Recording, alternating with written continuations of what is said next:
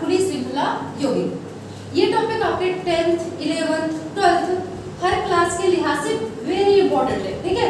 मतलब ये जो एलिफेटिक यौगिक है ये आता किसमें है, कार्बनिक यौगिकों के प्रकार में। कार्बनिक यौगिक मतलब ऐसे कंपाउंड जो कार्बन से बने हैं वो क्या कहलाते हैं, कार्बनिक यौगिक, ठीक है। अब यहाँ पे ये जो कार्बनिक यौगिक है इनका 2 टाइप है, पहला एलिफेटिक, दूसरा एरोमेटिक। तो आज हम बात किसकी कर रहे हैं, एलिफेटिक यौगिक की, ठीक है। एरोमेटिक यौगिक हम अपने अगले वीडियो में बताएंगे क्योंकि ये वीडियो फिर बहुत ज्यादा लंबा हो जाएगा, आप भी बोर हो जाओगे और हमें पढ़ाते पढ़ाते बोर हो जाएंगे, ठीक है। अब यहाँ पे देखिए इसकी डेफिनेशन, जिन कार्बनिक यौगिकों में कार्बन परमाणुओं की एक सीधी श्रृंखला होती है उन्हें एलिफेटिक, खुली या विविध श्रृंखला यौगिक कहते हैं। कार्बन परमाणु, आपको पता होना चाहिए कि जो कार्बन होते हैं, कार्बन कार्बन आपस में जुड़कर सबसे लंबी श्रृंखला बनाते हैं और इसमें श्रृंखलन का सबसे ज्यादा गुण होता है। तो जब ये कार्बन कार्बन एक लाइन में जुड़ेंगे, एक सीधी लाइन बनाएंगे, जैसे आप लोग बैठे हो, ठीक है, तो आप लोग एक सीध में बैठे हो, तो ये जो चेन होगी वो कैसी होगी, सीधी श्रृंखला। तो इस तरह का यौगिक आपका क्या कहलाएगा, एलिफेटिक यौगिक। एलिफेटिक यौगिक 3 प्रकार में डिवाइड किया गया है, पहला एल्केन्स, दूसरा एल्कीन्स, तीसरा एल्काइन्स, ठीक है। अब इसका सूत्र एल्केन्स का CnH2n+2, इसका CnH2n और एल्काइन्स क्या हो गया, CnH2n-2।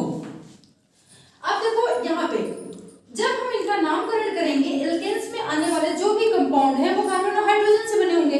जब हम इनका नामकरण करेंगे तो 2 चीजों का इसमें विशेष ध्यान रखना है, एक आपका पूर्व लग्न, एक आपका अनुलग्न।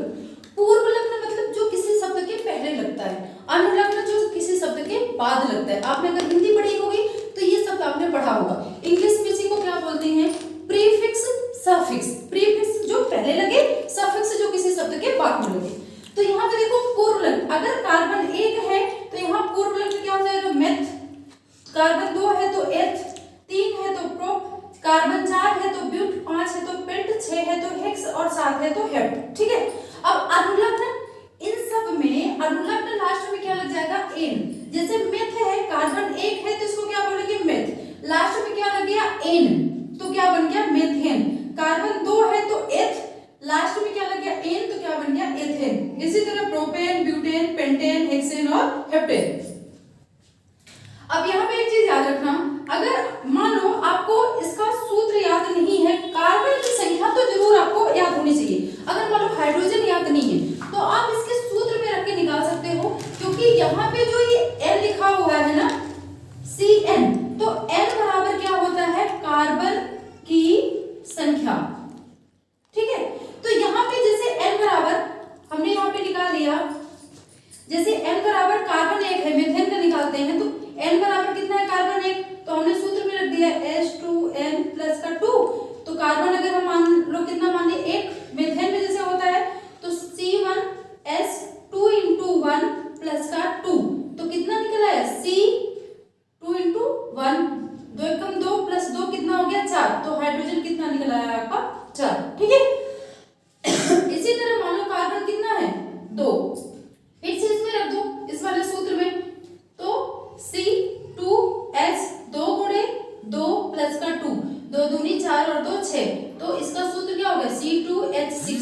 तो किसका सूत्र होता है, एथेन का, ठीक है। तो इस तरह से इनको निकाला जा सकता है।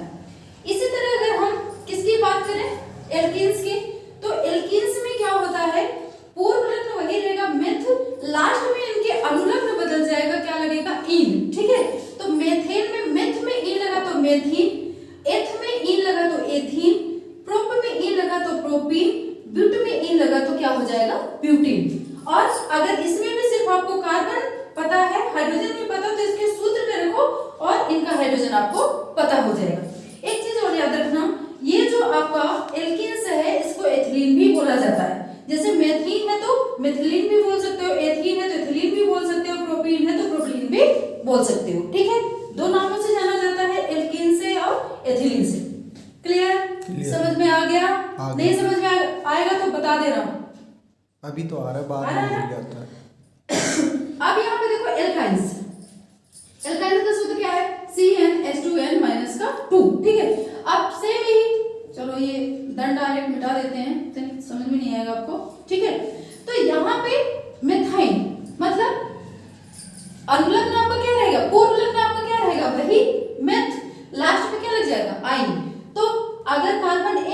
Meth plus ane methyl, carbon 2 है तो एथ प्लस आइन एथाइल, कार्बन 3 है तो प्रो प्लस आइन प्रोपाइल, कार्बन 4 है तो ब्यूट प्लस आइन ब्यूटाइल।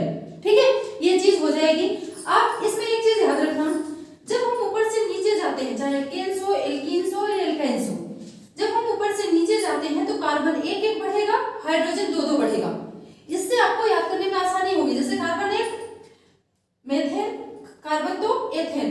अब इसमें यहाँ कार्बन 1 बढ़ रहा है और हाइड्रोजन 4, 6, 8, 10, 12, 14, 2 बढ़ रही है। इसमें भी यही कार्बन 1 और हाइड्रोजन कितनी 2, 4, 6, 8, 10, 12, 14। ऐसे ही आपके एल्काइंस में भी कार्बन 1 हाइड्रोजन 2 बढ़ेगी। लेकिन लेकिन लेकिन अगर हम बाएं से दाएं जाएंगे, ठीक है, मानो एल्केन्स है, फिर एल्कीन्स, फिर एल्काइंस। एल्केन्स का अगर CH4 है तो एल्काइंस का क्या हो जाएगा CH2, और आपके एल्काइंस में हाइड्रोजन नहीं रहेगी, सिर्फ क्या रहेगा आपका कार्बन। ठीक है, तो यहाँ पे हो गया आपका, जैसे देखो CH4 मेथेन, CH2 मेथीन और C आपका क्या हो गया मेथाइल। मतलब कार्बन सेम रहेगी, हाइड्रोजन घट जाएगी बाएं से दाएं जाने पर। एथेन में भी देखो carbon 2 hydrogen 6, carbon same, carbon यहाँ भी 2 यहाँ भी 2, लेकिन हाइड्रोजन देखिए इसमें 6, इसमें 4, इसमें 2।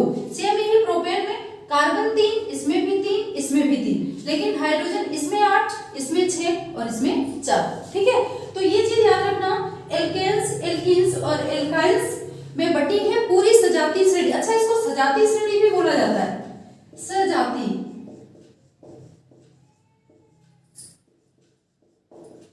श्रेणी। ठीक है, ऐसी श्रेणी जिसमें सारी जातियां कैसी हैं, एक जैसी, कार्बन हाइड्रोजन कार्बन हाइड्रोजन, वो आपका क्या हो गया सजातीय श्रेणी। तो 12th क्लास की केमिस्ट्री में आपका एक चैप्टर है हेलो एल्केन्स और हेलो एरिन्स। जब तक आपका ये बेसिक क्लियर नहीं होगा तो वो चीजें समझ में नहीं आएंगी। पहले आप इसको पढ़ो, समझो, इसमें कोई डाउट हो पूछो, फिर हम आपको अगली वीडियो में आप हेलो एल्केन्स नामकरण, ये इनका IUPAC नामकरण सब कुछ आपको बताएंगे। हाँ, एक चीज इसमें और याद रखना, एल्केन्स आपका संतृप्त यौगिक कहलाता है।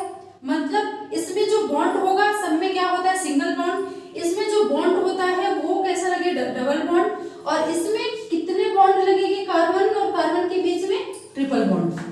एल्केन्स में सिंगल बॉन्ड, एल्कीन्स में डबल बॉन्ड और एल्काइंस में क्या लगेगा आपका ट्रिपल बॉन्ड। इसकी संरचना को हम आगे के वीडियो में पढ़ेंगे।